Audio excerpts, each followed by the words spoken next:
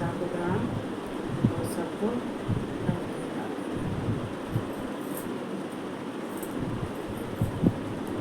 तो आज आज थी आज सौमती अमावस्या थी। तो सौमती अमावस्या कहते हैं कि भगवान सबके जीवन में ये दिन अच्छा से आवे, अच्छे से दिन आवे। ये सौमती अमावस्या ये पितरों की अमावस्या होती है। और सौमती अमावस्या को जो फेरे लगाए जाते हैं तो कहते हैं हमारे शिव पार्वती, ये फेरे किसके, ये पार्वती के हैं। तो आज सौमती अमावस्या थी तो आज हम भगवान शिव और पार्वती दोनों के धाम चलेंगे। कहते हैं आज तो दोनों का दिन है। कहते जो कहते हैं हमारे सौभाग्य का वरदान देने वाली कौन है? माँ पार्वती। हमारे सुहाग को अमर करने वाली कौन है? माँ पार्वती। तो आज माँ पार्वती के फेरे थे, तुलसी के फेरे लगाते हैं। शिव पार्वती का दिन होता है और अमावस्या होती है। और ये पितरों की अमावस्या होती है। इसको अमावस्या को पितरों की भी कहते हैं। तो आज तो खैर बहुतों ने की हुई, बहुत स्त्रियों ने फेरा लगाए हुए। खैर मैंने भी सुबह लगाए थे, 7 बजे नीचे हो गई थी फेरे लगा के। तो हमें भगवान की शरण में चलना चाहिए और माँ जगदम्बा की शरण में चलना चाहिए। और कहते हैं अर्धांगिनी,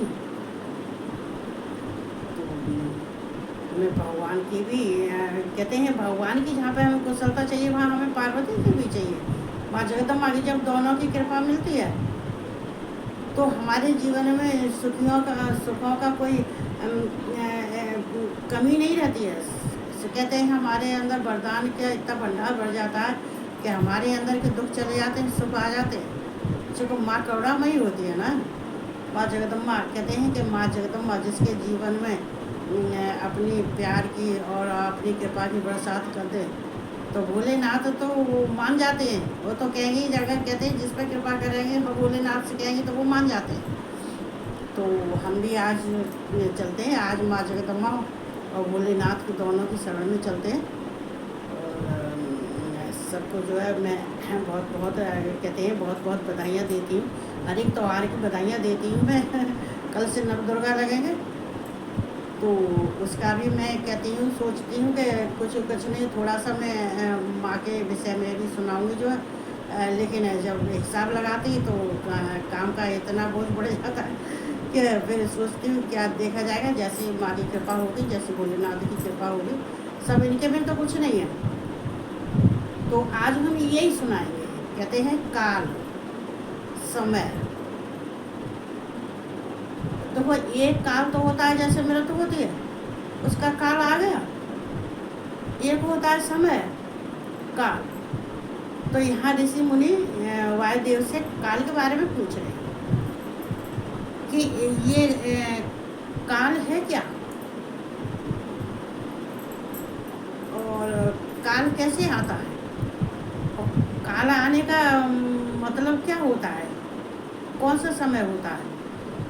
तो देखो यहाँ पे वायुदेव बताते हैं कि काल से जब देखो समय किसी के बस में नहीं है। हम कहते हैं कैसा समय आया है, कैसा समय आया है, कैसा समय आया है। ये समय भगवान के दिए हुए, सारे समय भगवान के दिए हुए होते हैं। वह सारा कुछ लिखा हुआ होता है, उस समय पे वो होगा, उस समय पे वो होगा। और अगर इसमें कर्म हमारे अच्छे होते हैं तो समय भी टल जाता है। कहते हैं दुर्भाग्य भी भाग्य में बदल जाता है कर्मों के द्वारा। जब कर्म अच्छे होते हैं तो सब कुछ अच्छा होता है, समय भी बदल जाता है। तो यहाँ समय के बारे में तो कहते हैं। तो यहाँ जब ऋषि मुनि पूछते हैं तो मुनिगण तो वायुदेव कहते हैं कि काल से ही सब उत्पन्न होते हैं और काल से ही सब नष्ट होते हैं। काल के बिन तो कुछ नहीं है। ये संसार की उत्पत्ति होती है तो समय से होती है, और जब मृत्यु होती है तो समय से होती है। सारा समय लिखा हुआ होता है। भगवान से कहते हैं ये हमारा संसार, वायुदेव कहते हैं ये संसार सारा ये समय के चक्र में घूम रहा है। कहते हैं कि जब समय अच्छा होता है तो हम सुखी होते हैं, जब अच्छा समय खराब होता है तो हम दुखी होते हैं। लेकिन ये पूरा संसार समय के चक्र में ही चक्कर लगा रहा है। तो कहते हैं यहाँ पर देखो, जब हम यहाँ पर जन्म भी लेते हैं, मृत्यु भी होती है, दुख भी आता है, सुख भी आता है। तो अगर समय का किसी को ज्ञान नहीं होता है, अगर जान जाए तो फिर समय आए ही ना, कहते हैं समय खराब आया ही नहीं ये समय। तो ये सारा जितनी ही संसार है, विश्व है, सारा समय के चक्र में चक्कर लगा रहा है। अब यहाँ पर कहते हैं ब्रह्मा, विष्णु और रुद्र और आज कहते हैं स्थावर जंगम जितने भी प्राणी हैं, जितने भी देव हैं, जितने देवता हैं, सब काल के बस में है। काल किसी के बस में नहीं है और इसका कोई उल्लंघन भी नहीं कर सकता। जैसे कि मान लीजिए कोई समय है कि इसका हम उल्लंघन नहीं कहते कि हमारा समय ऐसा चल रहा है, तो इसका उल्लंघन नहीं कर सकते। क्यों नहीं सकते? ये तो समय है, ये समय जो आया है वो तो चलेगा ही। हाँ, अगर हम भगवान शिव की शरण पकड़ लेते हैं, माँ पार्वती जगदम्बा की शरण पकड़ लेते हैं, प्रकृति पुरुष के हम और उनसे परे जो महेश्वर हैं, तो अगर हम कहते हैं कि उन महेश्वर की हम शरण पकड़ लेते हैं, क्योंकि ये प्रकृति क्या है? ये माया है। ये माया जब कहते हैं पूरे विश्व में घूमती है, तो घूमने के बाद में इंसान को ये पता नहीं लगता है कि मेरा समय कैसा है, कैसा नहीं है, कैसा आएगा, कैसा नहीं है, क्योंकि प्रकृति कब अपना असर किसी पे कर दे। ये थोड़ी माया है, थोड़ी माया तो कहते हैं कि भगवान शिव के बस में भी नहीं है। ये माँ जगदम्बा की है, तो कहते हैं ये तीनों गुण माँ जगदम्बा के हैं। लेकिन हाँ, वैसे भगवान शिव इससे परे है। लेकिन माँ जगदम्बा जब अपना फेरती, अपनी माया फेरती है, तो भोलेनाथ चुपचाप खड़े देखते हैं। भोलेनाथ कहते हैं कि चलो ऐसा होना चाहिए, थोड़ा सा होना चाहिए, चलो समझाना चाहिए हमको, तो समय का परिवर्तन कैसे होता है, कैसे नहीं होता है। तो यहाँ देवता भी उल्लंघन नहीं कर सकते, कोई भी हो, ऋषि मुनि हो, देवता हो, कहते हैं ब्रह्मा, विष्णु, रुद्र और देवगण जितने भी हैं, तो कोई इनका उल्लंघन नहीं कर सकता और न ही कोई सामर्थ्यवान है। क्योंकि देखो ये काल क्या है, देखो कोई समझ नहीं पाता है। ये एक कालात्मा है, कालात्मा। ये भगवान शिव के अंश से जो है, अंश से जो प्रकट हुआ है, वो तेज भगवान शिव के अंदर का जो तेज है उससे प्रकट हुआ है। एक कालात्मा ये भगवान शिव के अंदर के तेज से प्रकट हुआ है ये सब। तो कहते हैं कब भगवान का समय कैसा घूम रहा है। अब इस पृथ्वी पे क्या है, कोई सुखी है, कोई दुखी है, किसी का संयोग हो रहा है तो किसी का वियोग हो रहा है। आज उसके घर सुखी है, आज उसके घर आनंद हो रहा है, बधाइयाँ बज रही। हमारे पास दूसरी जगह समय ऐसा आ गया कि वहाँ का दुख मनाया जा रहा है। तो ये समय, ये क्या कहते, ये समय किसी के बस में नहीं है। देखो ये समय किसी के बस में नहीं है और ना ही विश्व के बस में है, ये भगवान शिव के बस में है। ये समय भगवान शिव जो करते हैं, तो समय भगवान के बस में है। अब ये मतलब भगवान के शिव के बस में है, तो मतलब ये उनकी कलाएं हैं। तो कहते हैं भगवत स्वरूप, ये जो समय है ये भगवत स्वरूप कला है। ये भगवान कहते नहीं कि भगवान ने जब 14 कलाएं, 16 कलाएं, वो भी भगवान अपने आत्मा से, अपने से रची हुई है। तो ये कलाएं का, तो उनकी ये कलाएं। तो समय, कभी समय किसी को दुर्बल बना देता है। तो कहते हैं कि जब समय आता है तो किसी को नहीं कहते हैं आज हम कितने अच्छे हैं, युवा हैं, मालूम पड़ा कल व्रत हो गए, मालूम पड़ा आगे जाकर फिर जर्जर हो गए। तो ये क्या है, ये समय। तो हम सबको समय के अनुसार चलना चाहिए। समय हमें ऐसे कार्य करने चाहिए जो भगवान से खुश हों और हमारे कहते हैं कि हमारे गलत समय को, खराब समय को हमें अच्छे में बदल दें। कहीं तो वो कहते हैं जन्म भी होती है, जन्म भी होता है, मृत्यु भी होती है। तो क्या है, समय से होता है। भगवान के यहाँ समय लिखा हुआ है कि ये समय, इस समय पर ये होगा, इस समय पर ये होगा, इस समय पर वो वहाँ के जन्म लेगा, इस समय पर वो वहाँ से मृतलोक से वो यहाँ आएगा। तो सारा समय कहते हैं चित्रगुप्त हमारे सारे समय को लिखते हैं और भगवान शिव के आदेशानुसार सारे कार्य होते हैं, उनके अनुग्रह से, उनके आदेश से। जो भगवान आदेश कर दे, जो भगवान शिव का जो जैसा आदेश होता है वही होता है। तो कहते हैं हमारे तो भगवान शिव इतने दयालु हैं, इतने कृपालु हैं कि हम थोड़ा सा उनका भजन करने से तो कहते हैं भगवान खुश होते हैं। अब देखो कला, काष्ठा और निमिष, तो कला, काष्ठा और निमिष क्या है, ये भगवान की कला है। इन्हीं में ही गणना होती है। जब ऋषि मुनि पूछ रहे थे कि इनकी संख्या क्या है, ये इन संख्याओं का प्रमाण क्या है, तो ये इकाइयों में प्रमाणित होते हैं। इनको इकाइयों में इनका प्रमाण दिया जाता है। ये 3 है। ये कहते हैं कला है और काष्ठा है और निवेश है। तो ये 3 में कहते हैं, इन 3 से ही ये संसार में ही ये 3 में ही होते हैं। तो समय, जब समय आता नहीं है, समय को तो समुद्र ने भी नहीं रोक पाया। कहते हैं समुद्र ने तट को कभी नहीं रोक पाया। जब बहाव तेज आता है, तो अभी हम गए थे अयोध्या, गए थे तो सरयू नदी नहाए थे, और सरयू नदी के सीढ़ियों से बहुत दूर जाके, ज़्यादा दूर तो नहीं ना, लेकिन हाँ वहाँ बहुत फासला था, वहाँ जाके सरयू नदी बह रही थी, जल भी बहुत कम था। और जब बहाव आ जाता है तो सीढ़ियाँ भी दब जाती हैं, तट भी कट जाते हैं, कच्चे तट होते हैं, घाट होते कट जाते हैं।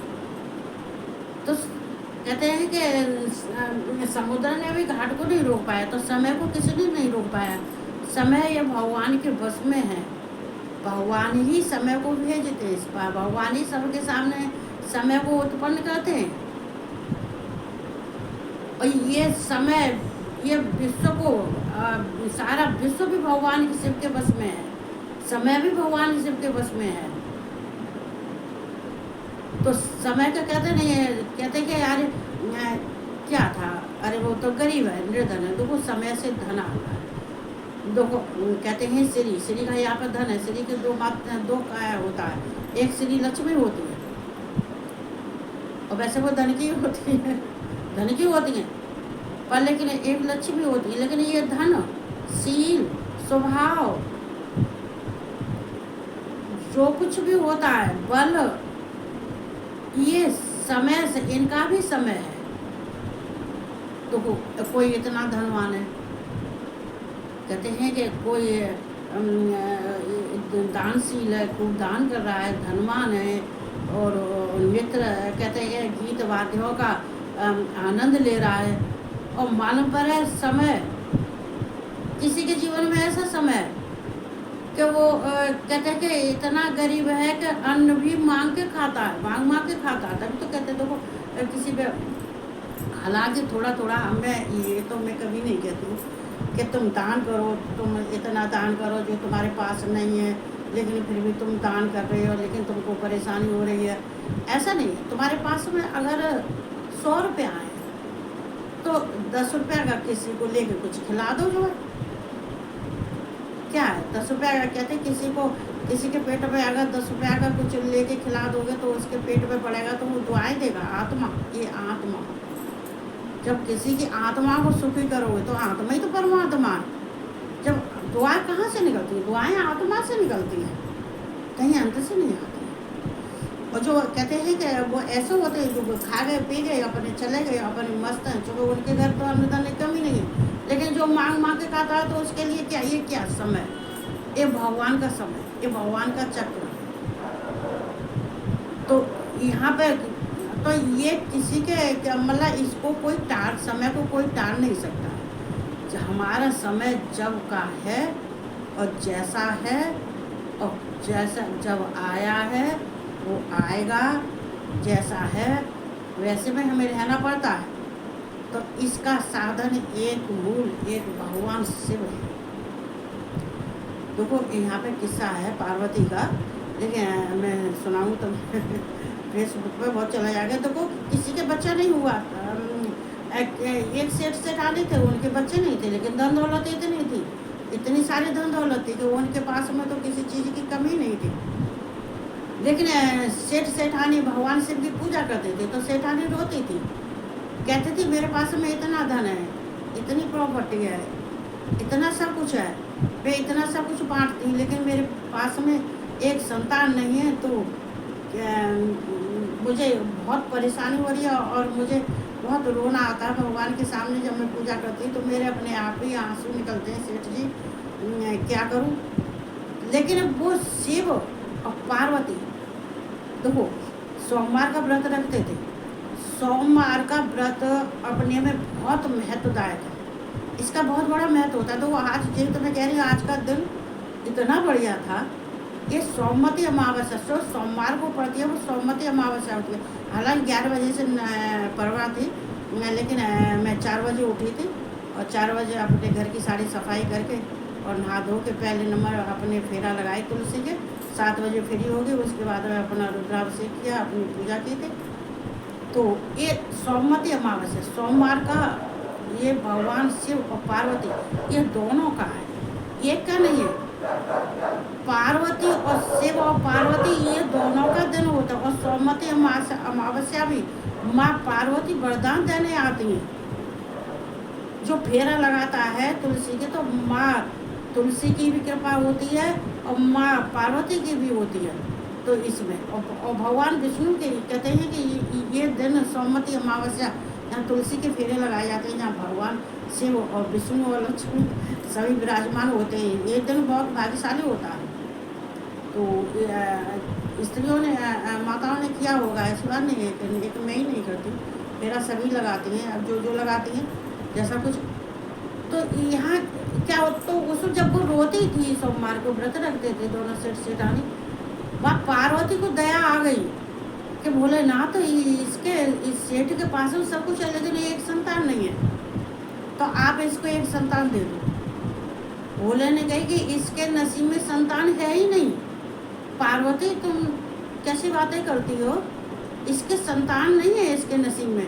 बोले कुछ भी करो, कैसे भी करो, मुझे इसका बहुत दुख लगता है। ये पूजा करती है, ये मेरे नाम की जो सिंदूर मेरे लगाती है वही सिंदूर अपने लगाती है। और हर एक स्त्री को चाहिए, हर एक स्त्री को जब भगवान की जब देवियों को हम सिंदूर डेली लगाते हैं और देवियों की शक्तियों के सिंदूर लगाने के बाद में वही सिंदूर अपने सिर में लगाना चाहिए, अपने माथे पे लगाना चाहिए।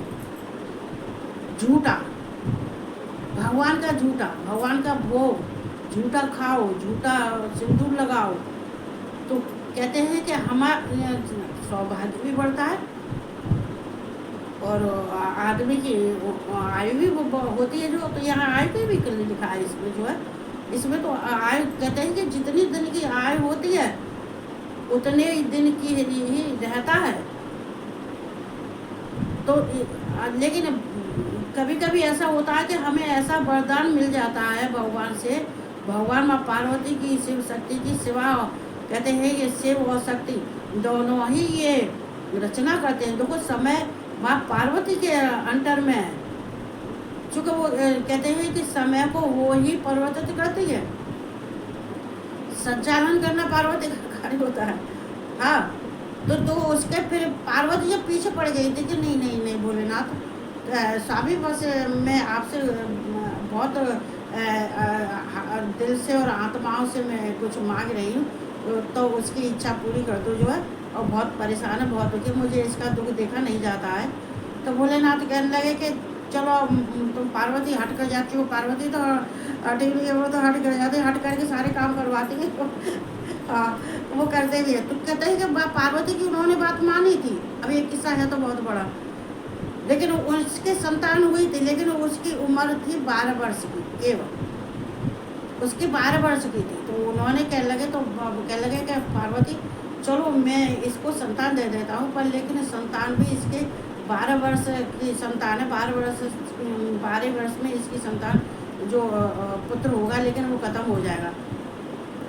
तो देखो वो कहते हैं उसकी संतान हुई, संतान होने के बाद में उसने अपने भाई के साथ, मतलब उस लड़के को उसके मामा के साथ काशी भेज दिया था। अब ये किस्सा बहुत बड़ा है, मैं फिर किसी दिन सुनाऊँ, बस थोड़ा ही सुनाऊँ।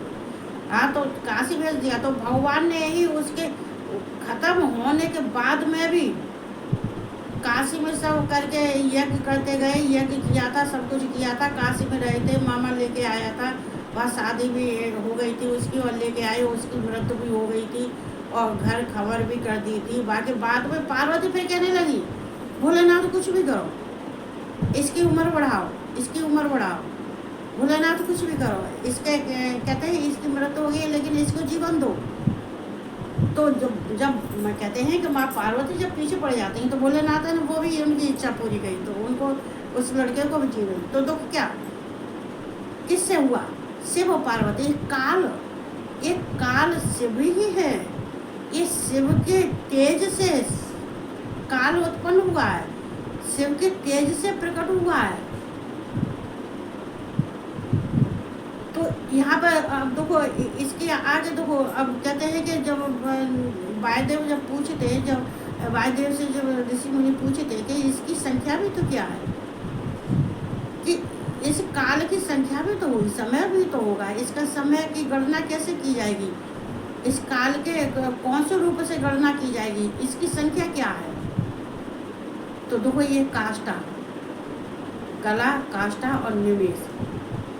तो जो निवेश है, तो उस निवेश को कहते हैं कि निवेश को पलक गिरते ही, निवेश ऐसा होता है कि जब आदमी कहते हैं कि अपनी तपस्या करता है और समय आता है, तो कहते हैं जब उसका पलक गिरते ही, एक झपक, एक पल गिरते ही उसका एक समय टल जाता है, एक निवेश होता है, एक निवेश होता है। और कहते हैं कि इसको निवेश, एक निवेश से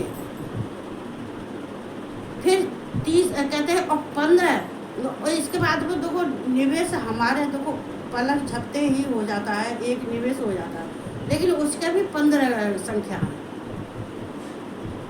देखो हमारी देखिए, कहते हैं हमारे हम पलक मारते हैं, तो तुम कितनी बार पलक मारते हो? 1 मिनट में कितनी बार पलक मारते, 1 सेकंड में कितनी बार पलक मारते हो?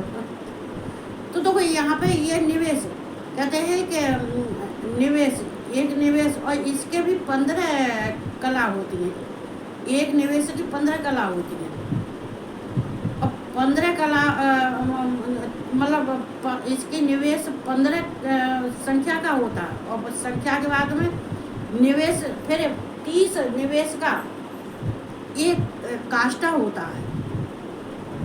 अब 1 सेकंड में कितने पलक मारोगे? ये मान लीजिए 5 मिनट 10 मिनट में कितनी बार पलक मार सकते हैं, गिनती होती है।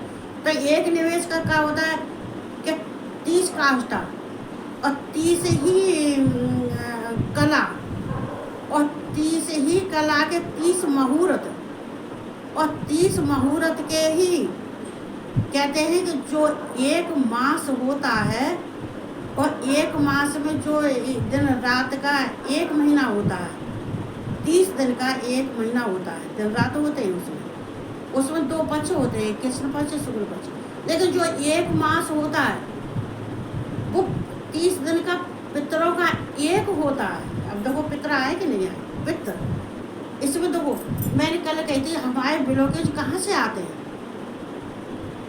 पितरों से, ब्लड से। मतलब जैसे कि हमारे माता पिता हैं, उनके ब्लड से जो उनकी इच्छाएं अधूरी रह गई हैं, या उनकी जो उनके जीवन में जो ब्लॉकेज आई थी, या फिर वो हील नहीं हुए थे, या मतलब वो परेशान थे, परेशानी में गए थे। मतलब जो एक तो वो है जो खुश होके जाता है, सबसे राम राम कह के जाता है, तो कह देता है हम जा रहे हैं, और सबसे राम राम कहता है। एक अंदर से बहुत दुखी होता है, बहुत दुखी होता है, और दुख में ही चला जाता है, तो उस संतान को भोगना पड़ता है। और ये तो किसी शास्त्र में पढ़ ले, ये तो शास्त्र की लिखी हुई बात है, किसी शास्त्र में पढ़ लेना। शास्त्र कहते हैं, और किसी से विद्वान जो हैं, उनसे जो विद्वान हैं, जो क्या कहते हैं कि ज्योतिषी शास्त्र का ज्ञान उनको होता है, उनसे भी पूछना, वो तो ये बात तो वो ही बता देंगे। तो वो संतान को भोगना पड़ता है, तो संतान को क्या करना चाहिए? संतान को करना चाहिए कि हमारे पितरों की क्या इच्छा थी, क्या अधूरी इच्छा थी, वो क्या करना चाहते थे, तो उनकी संतानों ने उनकी इच्छाओं को पूर्ति नहीं की है। तो 4 में से 2 में से 1 तो ऐसी होगी जो उनकी इच्छाओं को समझेगी, जो सुखी रहना चाहिए। तो यहाँ कहते हैं देवताओं का एक दिन, 1 मास का 1 दिन होता है। और यहाँ पर देवताओं के भी कहते हैं, ये देवता क्या है? ये जो देवता हैं, देवगण हैं, और ये हैं, तो ये ब्रह्मा विष्णु और रुद्र ये सब हैं। तो इनका भी कहते हैं उत्तरायण और दक्षिणायन, इनके भी होते हैं। तो ये सब एक गणना संख्या ये होती है। देखो, इनको वैसे आयन कहते हैं। आयन जो कहते हैं कि आयन एक आयन एक पक्ष का, और 2 और 6 महीने का एक दिन, और 1 साल का, और 2 आयन का 1 साल। और वो 1 साल होती है तो किनकी होती है? वो देवताओं की होती है।